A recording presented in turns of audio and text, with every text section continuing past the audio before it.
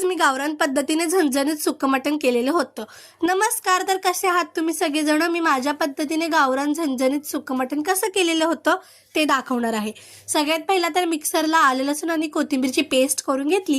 त्याच्यानंतर तव्यावर कांदा, लसूण, टोमॅटो आणि खोबरं भाजून घेतलं, त्याला पण मिक्सरला वाटून घेतलं। इथे अर्धा किलो मटण घेतलेलं होतं, त्याला स्वच्छ धुवून घेतलं। त्याच्यात मीठ, हळद आणि अद्रक लसूण कोथिंबीरची केलेली पेस्ट टाकली। त्याला मॅरिनेट करून 10-15 मिनिटं ठेवून दिलं।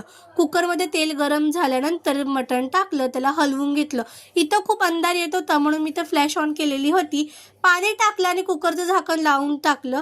4-5 शिट्ट्या करून घेतल्या। आमच्या घरी आळणी रस्सा सगळ्यांना खूप जास्त आवडतो, म्हणून मटण बनवता बनवता अर्धा किलोचं 1/2 किलोच मटण उरलेलं होतं।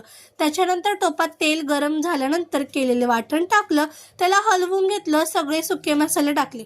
सुक्या मसाल्यामध्ये लाल तिखट, गरम मसाला, धना पावडर, मटण मसाला, हळद टाकली आणि त्याला हलवून घेतलं। केलेली आळणी टाकली, त्याला मिक्स करून घेतलं। चवीनुसार मीठ टाकलं।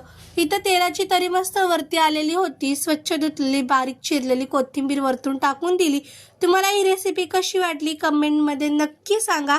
लाईक करा, शेअर करा, सबस्क्राईब करा। धन्यवाद।